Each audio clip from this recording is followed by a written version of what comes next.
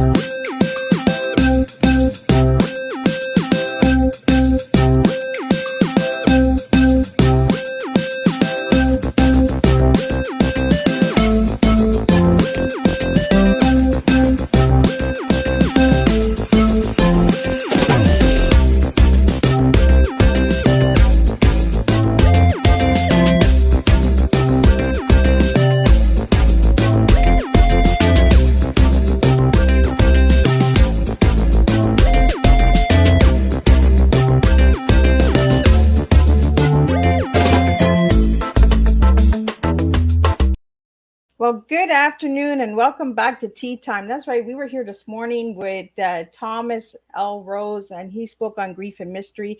Now we have the amazing Andrea Leigh Austin in here, and she is a co-founder of the Love Experiment, a love-based consciousness movement. So we're going to talk about the science, technology, your conscious minds, all of that. We're going to dig deep, and we're going to get a really good, strong cup of tea this afternoon for all of you guys.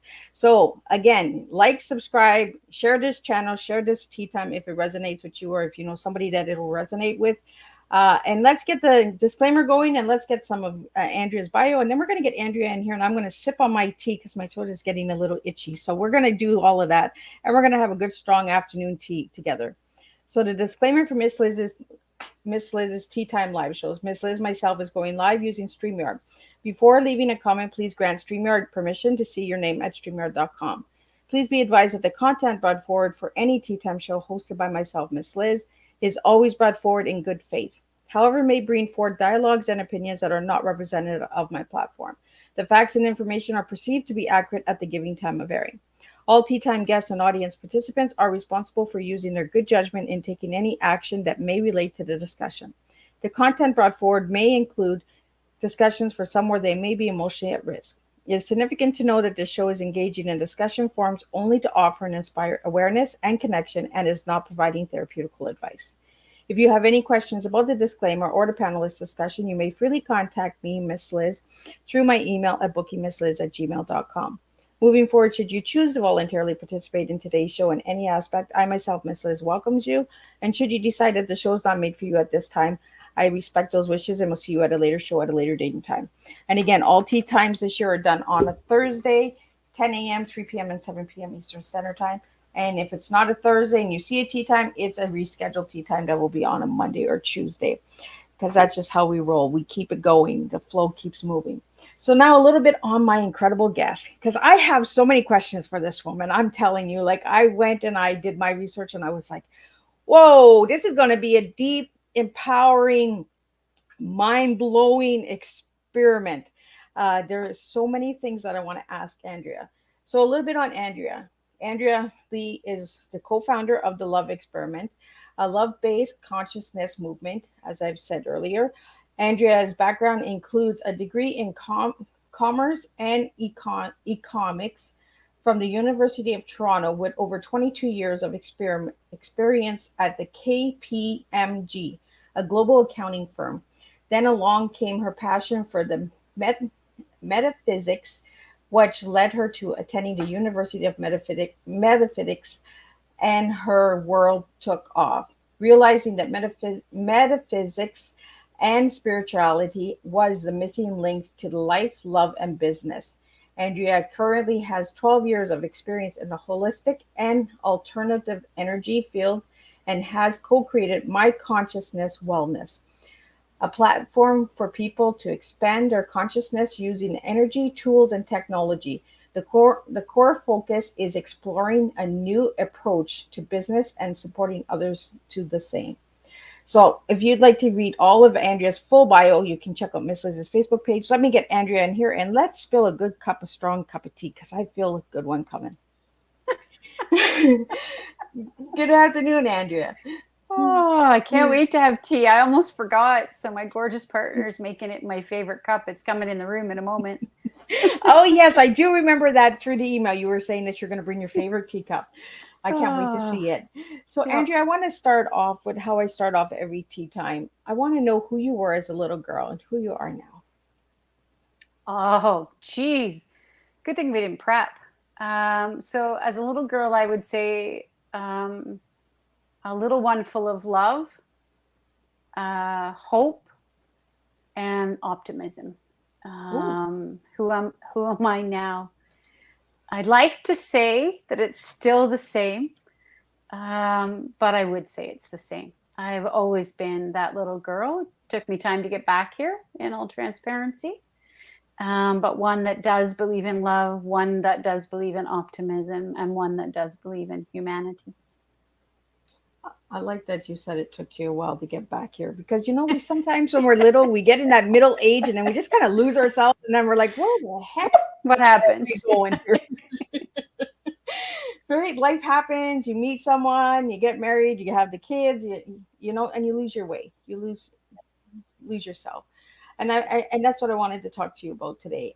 When I did the research, my mind was blown. I was like, whoa, this is going to be a really incredible educational cup of tea this afternoon. So if you guys have a notebook or stuff and you want some tips and tools, I suggest you go and grab those because there's going to be a lot of good pointers coming today. I feel it.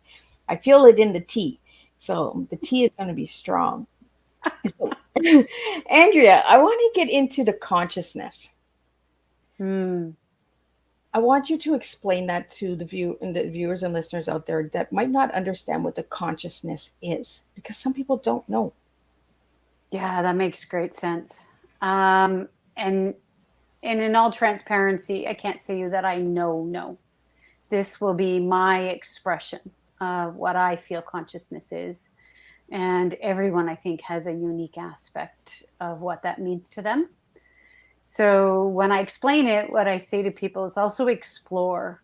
Exploring consciousness to me, or what that word means, is exploring what goes beyond what we think, see, and feel, sort of in this, I'm going to say, linear reality. So what goes beyond us being human, or what makes us human, what drives us. To me, that's the exploration of consciousness. And for us, that can go in 9,000 directions. So we have this belief, and I say we because it's, there's a number of us that are kind of following it in this way, is we say exploring consciousness through love. Because to me, consciousness explored through love, whether it be through spirituality or how we do business or what does energy mean. I mean, to me, consciousness is just everything that creates who and what we are. The reason I would suggest we anchor it in love is because there's lots of other ways to explore, what's going on in your life and in this world. It can be through fear, it can be through anger, it can be through, all kinds of different streams. But to us, anchoring it in love sort of seems to lead the direction that helps us follow that exploration, right, of what that is for each of us through our own hearts and through our own belief systems, not necessarily what others are telling us consciousness should be. So it's not a word I knew, 12, 15 years ago. They don't teach you that in university when you're going through to be an accountant. But it became a word that sort of sat in my my world, and I've been exploring it ever since. And so it can all have all kinds of facets. It can be how do we evolve? You know, how can we evolve? How did we get here? I mean, it's just this rabbit hole that for me gets me excited. You know, keeps me awake in a fun way during the day. And for others, it can be a self-exploration of how we journey, how we got here, how can I move past what I'm currently in. To me, that's what consciousness is. So, Andrea, when you say evolve, could you explain a little deeper on what evolve is? I want to really dig deep with you because I feel like you have the answers within you for others to understand consciousness. Because when I looked up the word consciousness, as you've seen in the intro video, you've seen a lot of the mind with the expressions of everything coming out of the mind. And you're talking about everything that flows, right? The love, the flow of life, the flow of humanity, the involving of humanity. You know, I'm a big, huge humanitarian. And when I get somebody who is a humanitarian as well, I just want to pick their brains and I want to say, how can we involve this world? How can we make this world better? Right. And Isn't that fascinating? And we don't speak of these words very often. You know, a lot of people don't use these words in everyday life. So like consciousness and evolve and all of that, a lot of people don't use these words. So I want to start using these words. So I want to get your perspective on what evolving is. Yeah, and I love how you brought humanitarian into this, and I got my teacup just so we're playing. Oh, look at that gorgeous cup. So when you called the show in, and thanks for bringing the humanitarian piece, because I think it ties into what you asked me at the beginning. I think in my heart, even as a child, I had feelings of, let's call it humanitarianism. And you would think that's funny given I became a tax accountant, and then we'll go to the word evolve. But the reason I chose that particular profession, even at the time and when I look back, is underneath it, I had always wanted to help. So I chose to be a tax accountant and to teach tax because most people hated that subject and they ran from it. And people were afraid of that topic. And I wanted to see if I could make it easy. And so when this metaphysical element or consciousness element showed up, I always kind of had this sense that I would begin to start explaining from my heart why it's so big for me, and see if we could simplify. So let's give that a crack and let me know how I do today. So evolve. I think what I've come to realize is if you are able to step out and look at the history of humanity and the world and kind of documented it, right from the beginning of humanity, however you want to believe how that started to where it is today, right? And you look at the world and you look at its history, you can look at it like a pattern that so far appears to have cycles more primarily driven, let's call it that, based on fear or scarcity or lack or loss. And that makes sense, right? I mean, if you believe that humans evolved, originally from caveman days, or there's lots of other theories out there, most of what the human species has witnessed, let's call it, when you look at the history, has not been really all that uplifting, right? A lot of war, a lot of trauma, a lot of all that kind of stuff, right? So when I look at evolution, I don't mean it necessarily the evolution of the, from the little DNA up to the human form. I mean the evolution of the actual way that humans can and have the capacity to evolve to a species, if you want to call it that can actually connect more consistently and create more consistently through the energy of love, rather than the consistent energy of fear. And not that that's good, bad, or otherwise. To be honest, I'm not sure in the grand scheme of the universe it matters, but maybe it does.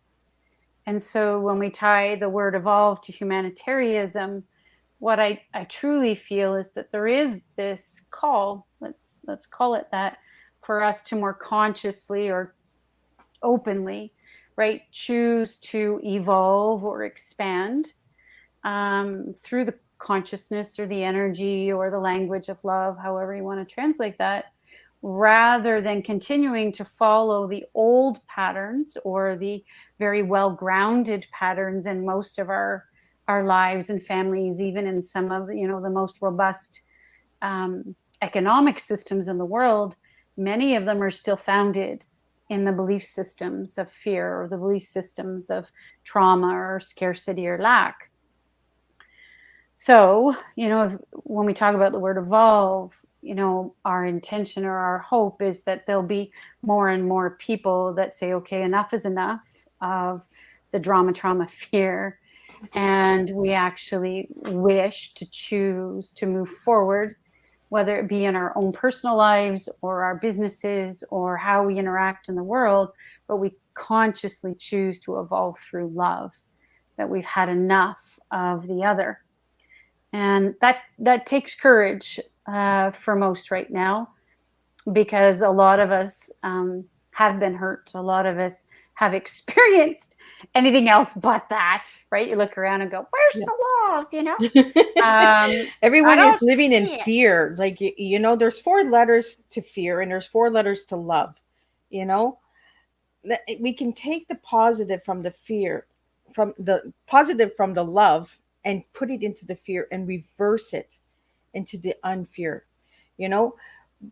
We need to change our mindset and the consciousness of how we believe and open up. It's like you said in the beginning, Andrea, so many people tell us how to be, where to be, who to be. We need to figure out who we are for ourselves. Yes. We have to take control of our minds. We have to take control of the mind, the conscious common sense. Common sense needs to kick in at some point, and humanity needs to evolve. It doesn't mean that we're all like caveman coming back and saying, hey, this is my we are bigger. We are bigger than caveman. We are individuals and we are a unique species. I look at ourselves as species. We're human beings, but we come from the universe. So we come with this different energy, and the energy that we put out there is the energy that we receive. So if we put the energy of fear and destruction and corruption, that's what we're going to get. It's that mirror of what we're giving out to the world. Yes, we'll have our hard days and all of that. And that's why when I was doing my homework on you, Andrea, and my conscious wellness, I was like, whoa, this is going to be like my cup of tea, like my kind of thing. I love deep conversations and a deep, strong understanding of the world. There's so much negative in the world, but there's so much positive. Yes. But the positive is not getting seen because the negative is outweighing the positives. So we need to bring the balance back. Well, and that's why I'm even grateful for this conversation today. Thank you, because I agree. The more we are able to connect and focus on the positiveness and the love and the expansion, we actually don't truly understand how much we are impacting this world simply just even by having this or other conversations. So thank you. Oh, you're very welcome. Thank you for coming. This morning we talked about grief and mystery, and I feel like my guests this week are going to align again, because we're going to be talking about fear and money and accounting, and and grief is just listening. The subconsciousness is just listening. Money is an energy. We're talking about different types of energy today, in different forms. It's the way we look at it. It's the perspective of how we look at these cups, So, Andrea, I want to get into the tea, and then I want to get into more of what you do. But if I give you the word tea, what 3 words would you give me today? Honestly, the ones we've already talked about. So love, for sure, evolve, and expansion is the 3 that really stand out for me today. Now, you want to tell me a little bit about those 3 words? For sure. Love is an energy. It's not what we've been taught. And love to me is a lifelong journey. It can be love of self. It can be love of what we do. It can be love of anything. But choosing that choice to connect and evolve through love is, to me, what brings us the nutritious, sort of delicious life that we're all seeking inside of ourselves. And I question whether that leaves, not by not choosing that, can leave us much more empty inside of ourselves than we realize. And the universe is doing it again. We were talking about food and we were talking about cookbooks. You know how the energy of the universe just has its way of working things out the way it is. And again, to all my viewers out there, these tea times are all booked at different times. I don't know how it's done. The universe does it for me, but all of my guests each week always align with their messages. So I really want to thank you, Andrea, because the nutrition, is the food. The food of thought, that we bring to the table, how we serve, how we bring our teas. And that's what we do here on Tea Time, is we just serve real strong teas. We don't, the beverage is an enjoyable beverage to enjoy, but it's the tea of stories, the tea of connection and, alignment. Like, I just feel like today's tea was just meant to be, like, I had no clue until I started doing my homework, and I was like, yes, I do homework, guys.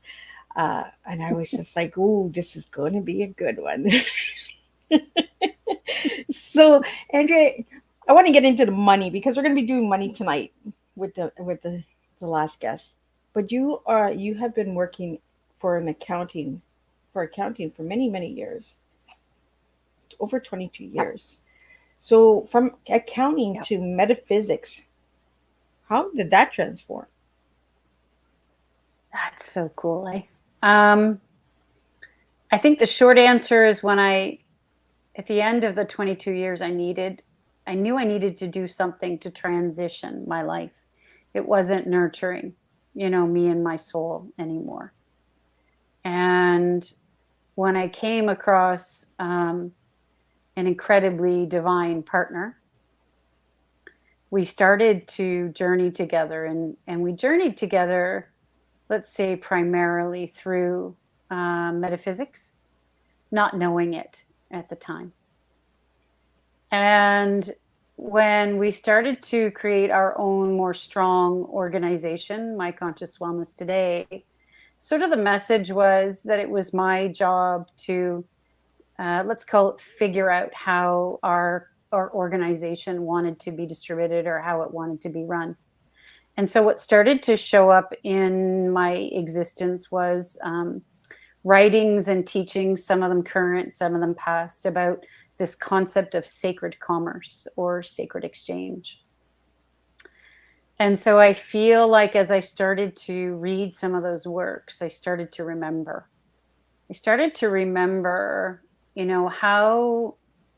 How businesses or communities were meant to work together without letting money get in the way. And it felt like an old and ancient text at the same time. And then I started to read some of the current economic books I haven't read in a long time. I never thought I'd be reading that stuff again. Seriously, it did not. And I started to see a pattern. I started to realize that much of our current economic systems were based in fear. And I started to recognize, what if we could start to change the systems, right? The money is actually not the problem. It's just a form of energy exchange. But it's the way in which it's been treated, the way in which it's been manipulated, and so on.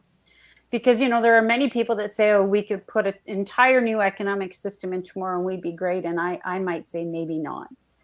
Because, again, it's just a tool. And it's how we use those tools, how we distribute the tools. And so all of a sudden my life started to make more sense, because I do have this background, or former background in business. I've always loved it. Then I'm in this metaphysical consciousness space, and I'm like, how do these two align? Like, I thought I was nuts at one point. I truly did. And then when I started to study metaphysics a little more formal, I found this area in, it's a PhD in conscious business ethics. And I started to realize that there are other people in the world that are really looking at how we operate our businesses and money and exchange differently in the world. And that got me excited. So that's kind of the bridge between those two and how I landed those two, and will likely continue for the rest of my life. It's just way too much fun for me. I like that you brought in, that how society and how we've been programmed to look at currency, especially the biggest message is if you're not making seven figures, you're a nobody. We really got to stop putting a currency amount on people and individuals, because somebody who has $0 can change someone's life in a heartbeat. And it's like you said, the currency is not the issue. It's what we've been directed and told by society how to look at currency, because a lot of people will say, Miss Liz, you're scared to make money. I'm not scared of money. I'm scared of the message that comes with the money. That's how I am, because there's so much of the society that labels us once we get certain amounts of money, life stocks. If you're making over 100,000 and you're mid citizen now, where $100,000 20 years ago was a rich man. That's how much society has changed. My goal in life is to show people that you don't need the currency to make the difference. Yeah. You need the energy of pushing and continuing. And I think that's what currency does to us, is it gives us that drive to push. But then when we get that drive to push, we're like, ooh, I don't know if I want this drive anymore, because this drive is kind of taking me onto a different path. It's almost like you said right at the beginning, right? You lost your way a little bit and then you had to find your way. And I feel that that's how life is. We all get misguided or misused or in wrong directions, and then we have to find ourselves and we have to bring ourselves back. And that's where the subconscious comes in.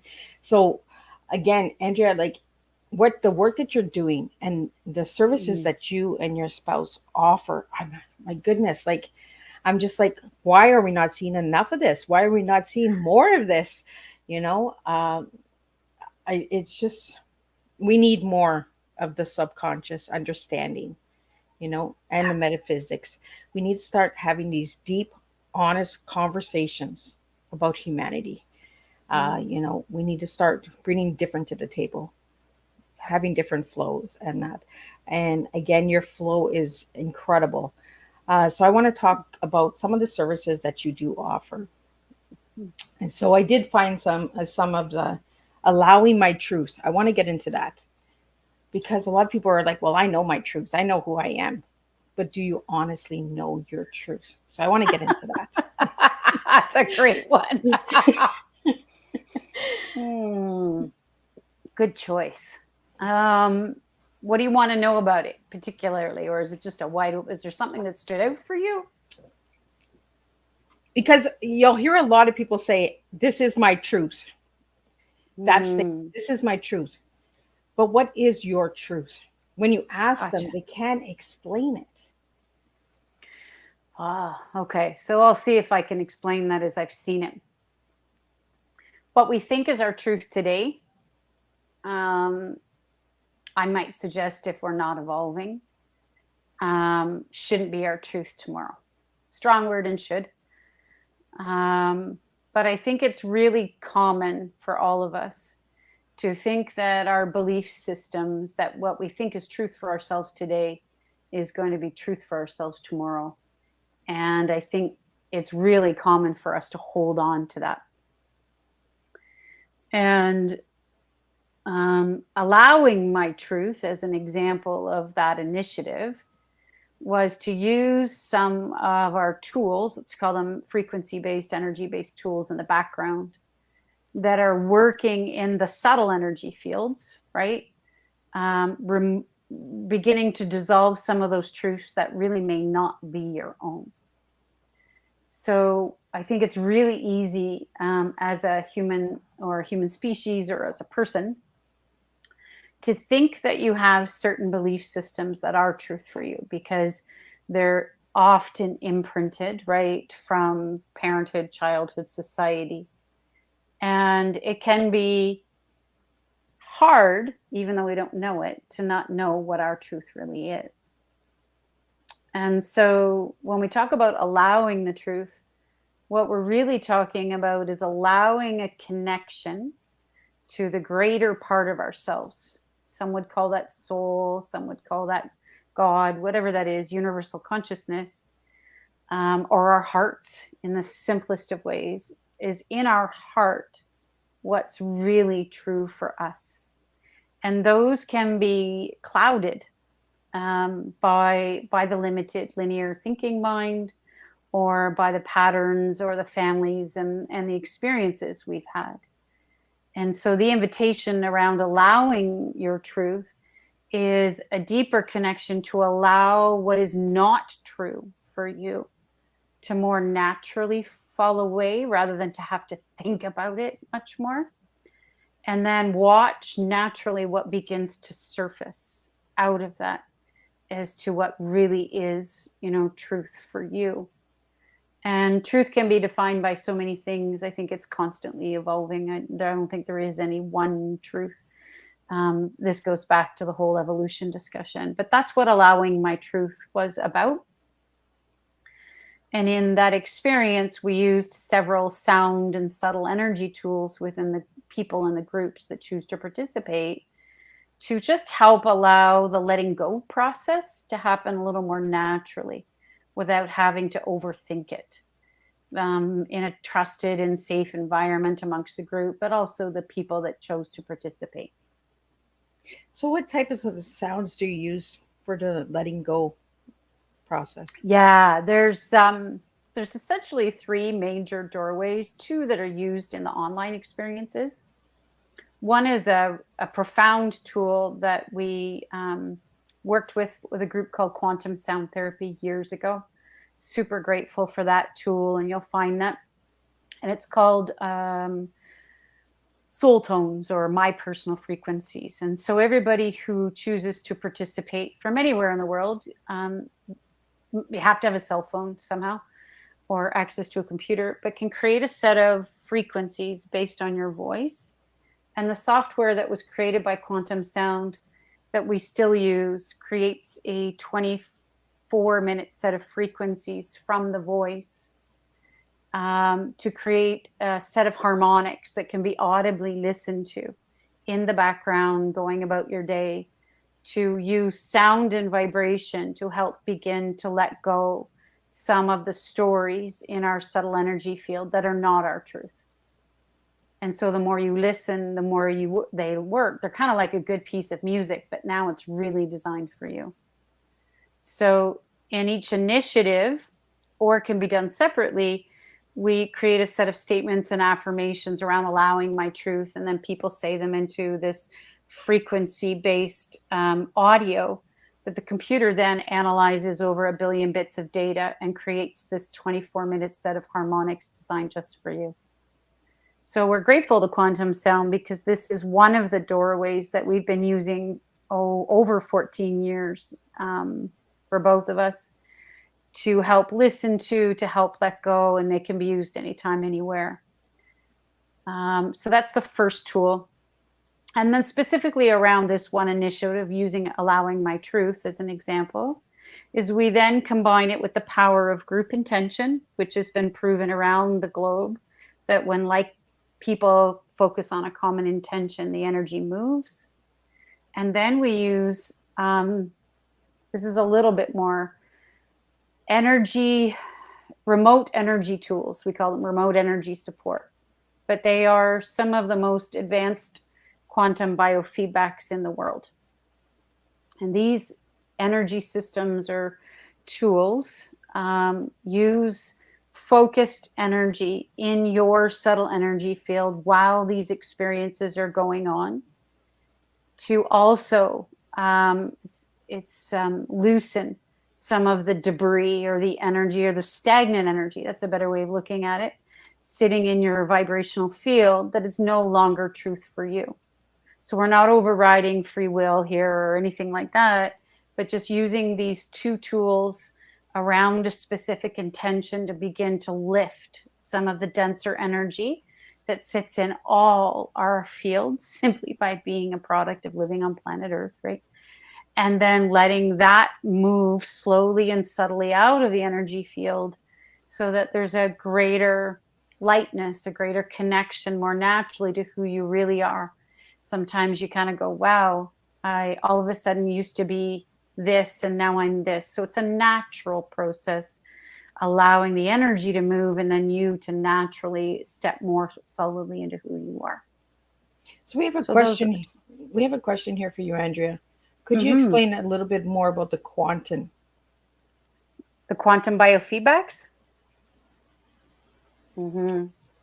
I can, to a certain extent, understand that I'm not the quantum scientist. My conscious wellness has been a group of us who have all come together with various different tools.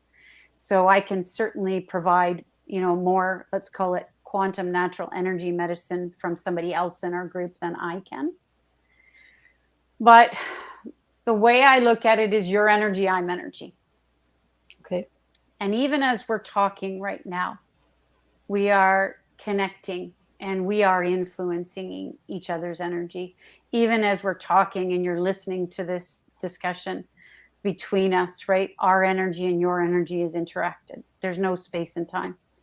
And this for sure has been shown in lots of different science in the world. So that isn't something totally new in the world, but it might be new for people listening, and that I get. Yeah. This part was the hardest part for me to digest when it first arose. I fought it pretty hard because my linear mind was like, well, how's that possible? But imagine if I was sitting here right now and I was focusing or meditating and sending love to somebody else across the world. In truth, I am impacting them. If they're aware enough, and not everybody can, I get it, they would actually feel it. Yeah. So when we sit here and I send Liz love as I'm sitting here, I am actually impacting you in your field. So these quantum biofeedbacks that were originally created by a man named Bill Nelson were used and are still being used in the most profound ways around the globe, traditionally by practitioners to help subtly. And now instead of using a person, I'm using these really very cool quantum computers, right? And that's where the gap for most people is. Like, we're used to using Google for computers. We're used to looking things up, but you're like, how the hell could a computer impact my energy fields, right? Yep. But the truth is, even as I'm sitting on this computer talking to you right now, it's impacting my energy field, and not always for the benefit. I don't mean it's electronics, right? So it's the energy from us, from the energy that we need to provide, if that makes any sense.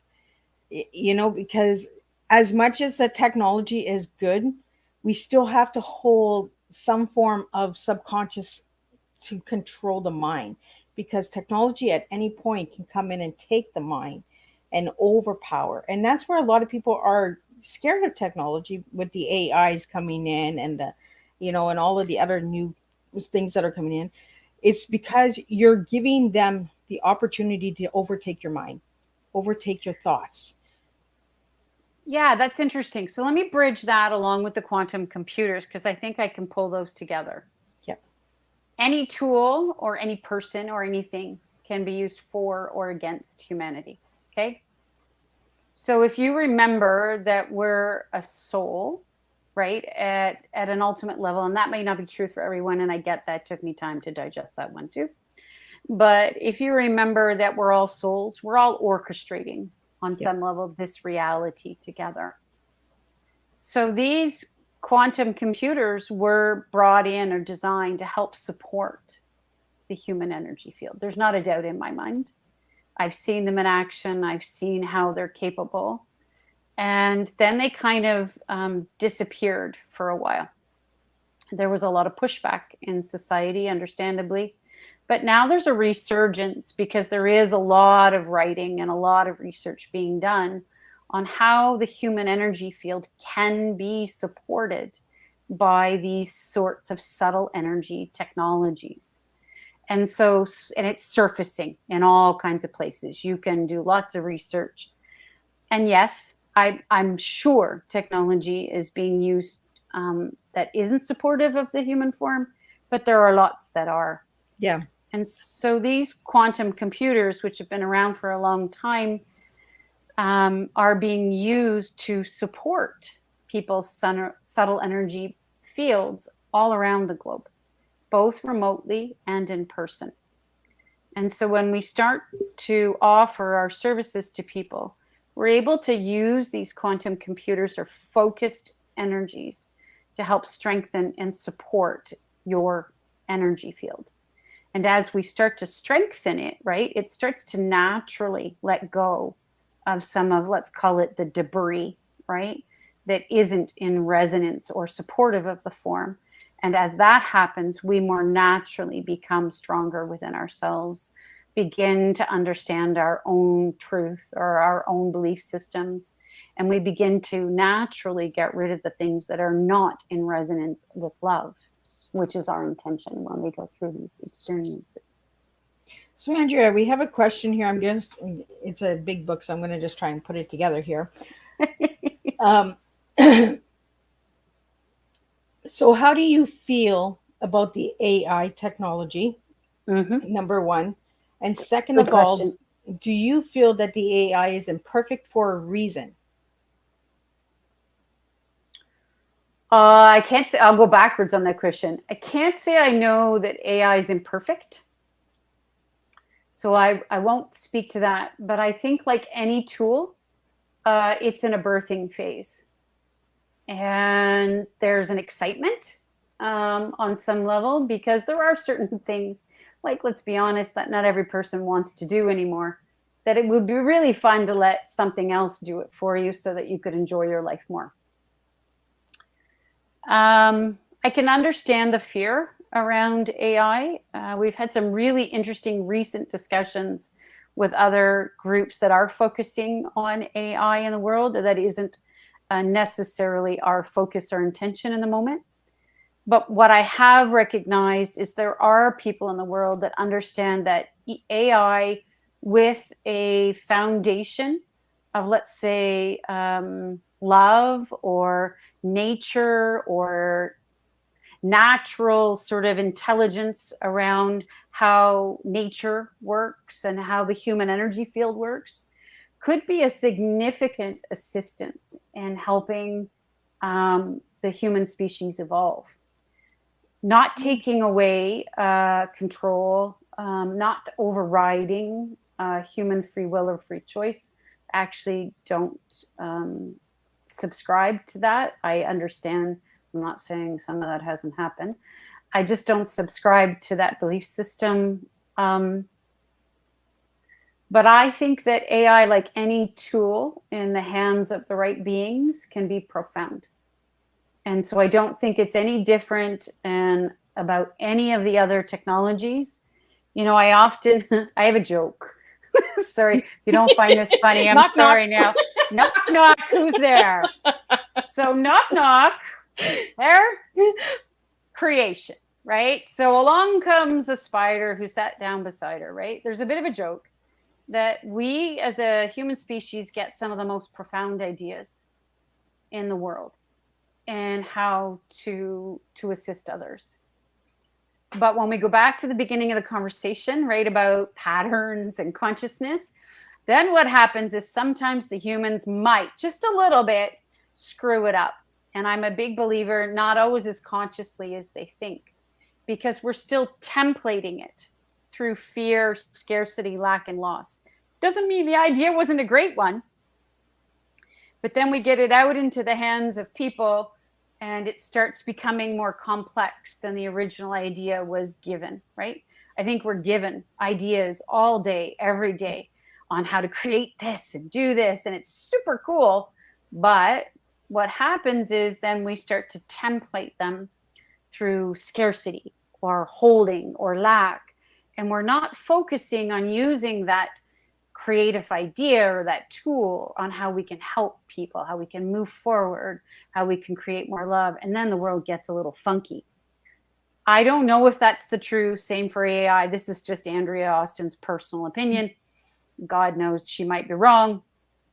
But I wonder that about AI. I think it might be a really cool idea. The question is, what do we choose to do with it? And how do we choose to empower it or disempower it? And this goes to any tool, right? If the tool doesn't resonate, don't use it. Like that's just, I think that's some of the things we're encouraging, intuitively or common sense, however you want to phrase that, but check in with yourself.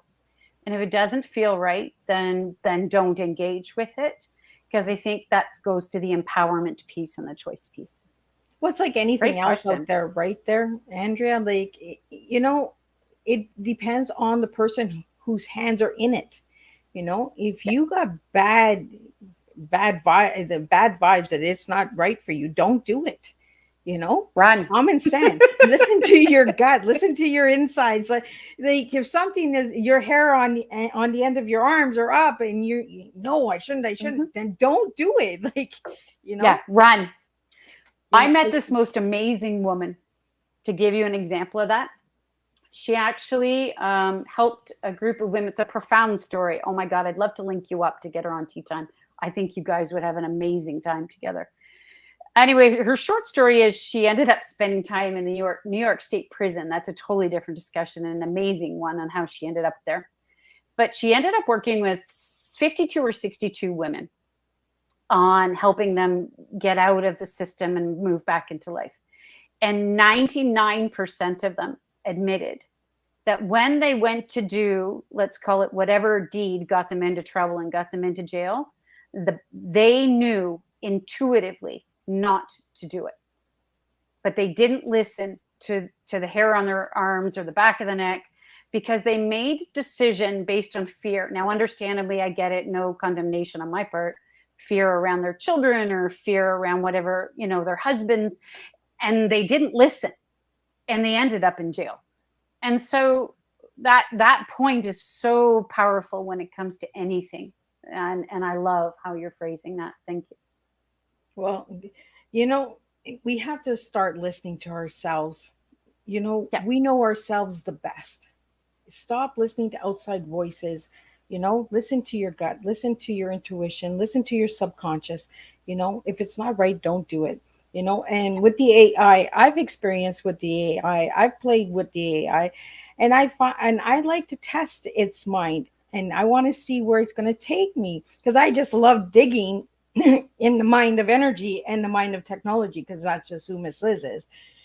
It's one of my passions of just digging deeper. How deep can we go, right? So I want to get into the Infinity series that you offer. Yes. Time is just flying by, because that's just how energy works. It just flies by when we're having fun. Oh my God, right? is it ever?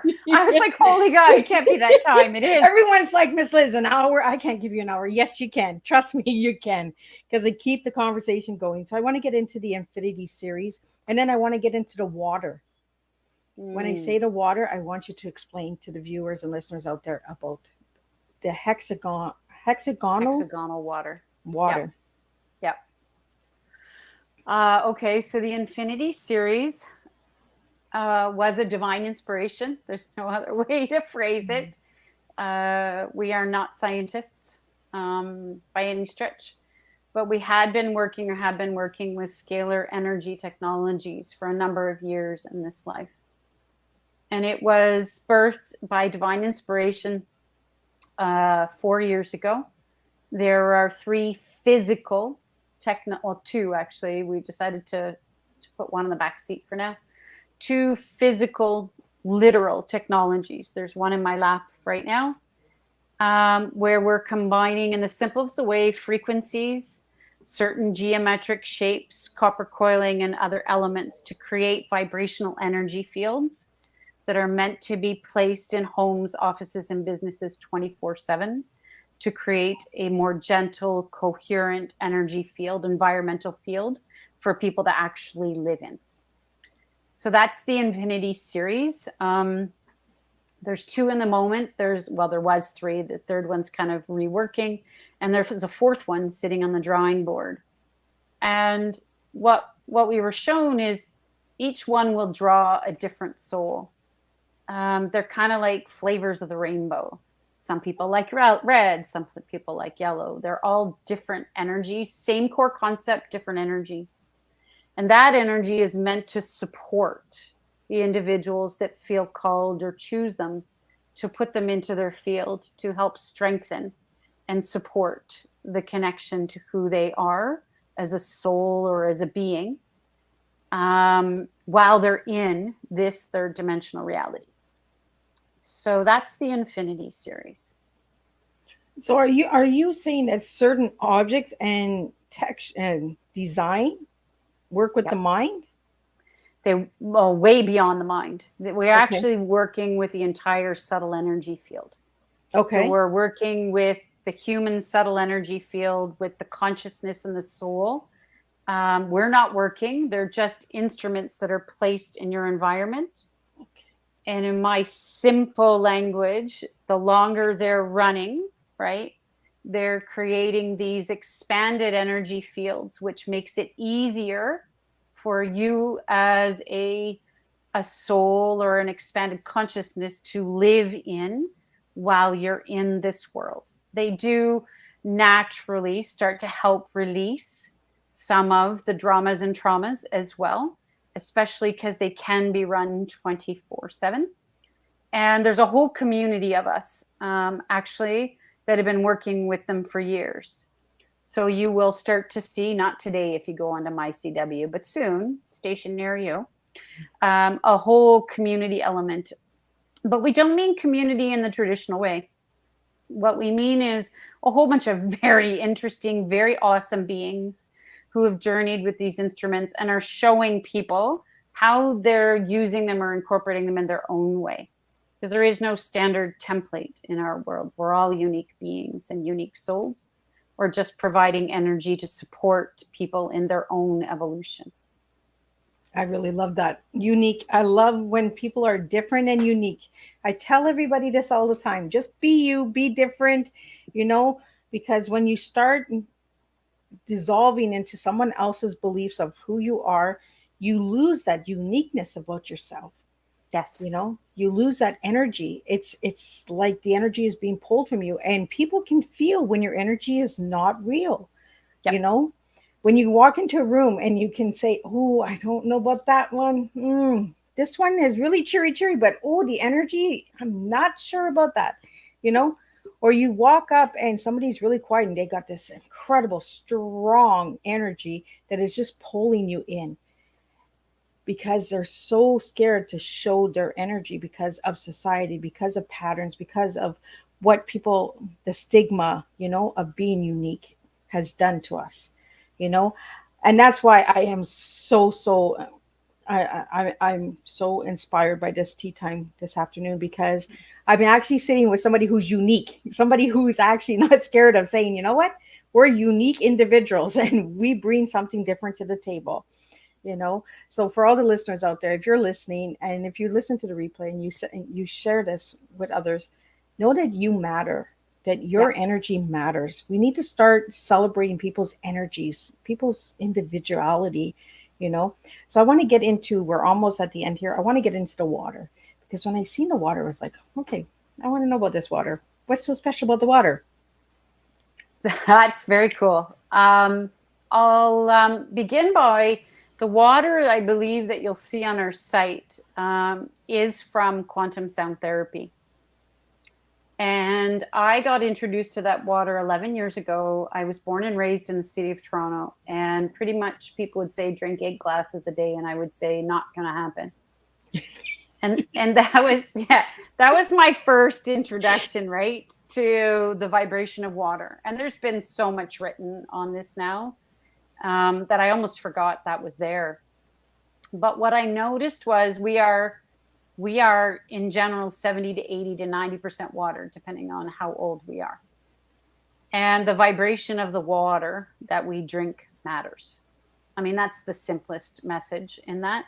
And I had no idea. And so when I first got introduced to hexagonal water through quantum sound therapy, I chugged that water like never before. And that alone told me something, right? It told me, one, that I was dehydrated as all hell.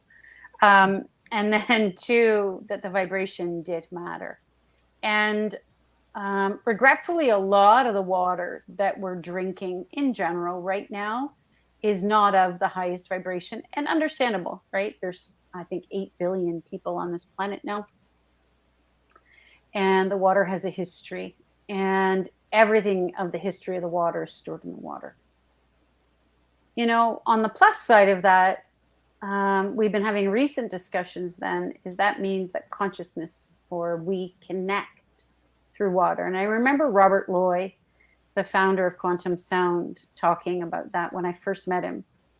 And then there's profound work by Dr. Emoto about the profoundness of water. And it told me then ultimately that vibration does matter. If we're 70% water and our water or our energy fields are being impacted by everything around us, then vibration and what we drink and what we environmentalize ourselves and what we place ourselves in does matter. And so that water, I jokingly, but not so much say saved my soul, saved my ass years ago, because it was a way to bring energy, frequency, and vibration also more deeply into the cell structure, into my physical form, to help me flush out some of the toxins and some of the things that were in my body. Now, there's lots of different theories and discussions around water, but the underlying message is just to start seeing if people can find higher vibrational sources of water. Then I always encourage them to do that in whatever form that takes for them. You know, for some people that can be natural spring water. For some people it's a technology. For some people it's purchasing different forms of water, if you can. But just starting to be aware, right, of, you know, the water that we're ingesting in our bodies. And I had no idea. Did make a lot of sense, though, because most tap water I still to this day cannot ingest. Just doesn't feel right. So I drink tea, helps boil some of it out, you know. But water matters. And that's really the message from that one. So if anybody would like to reach out to you, Andrea, how could they reach out to you? Great question. Well, through mycw. If you go through mycw, you'll find me, my partner, and one other person. We're not that big. So if you're curious and you just want to ask questions, don't hesitate. We're not hard sellers by any stretch. If you're comfortable messaging, you can go through LinkedIn. Happy to chat live or, you know, in person or just through messaging, because that part makes us happy. We're not a big organization. There's, you know, 3 to 5, soon maybe 10 of us who are out doing this kind of thing, but we're part of a bigger group, and we'd be more than happy to open the door and explore what that means for others. So what's your final message to everybody today? Oh, that one's easy. Choose love. And I knew that was going to be short and easy, because when I asked you to describe yourself with one word, you gave me the word love. You know, it all comes down to love. You know, we all got to start just loving one another. You know, let's stop with the fear. Let's stop with the hate. Let's just bring love, and let's all connect. And that's what Teatime is all about, is connecting all the love out there and all the different unique individuals that are out there that we might not always see and know about. And you can find all of these guests on Teatime with Miss Liz. I get out there and I start looking for different, and my unique rebels or troublemakers or whatever you guys want to call us, conspiracies or whatever you want to call unique different individuals, and we all come to this table and we share a good strong cup of tea. So Andrea, I really want to thank you for joining me today on Teatime and sharing my conscious wellness. I am going to be reaching back out to you after the show, because there's so many more questions I have for you. And I want to thank all the viewers for tuning in. I will see everybody back at 7 p.m. Eastern Standard Time with Kaylee Brosford, and she'll be talking about money wise. And she has a children's book, so we're going to talk some children's book and adults books, and we're going to take the fear of money away from you tonight at 7 p.m. Eastern Standard Time on Teatime. So until then, I will see everybody tonight.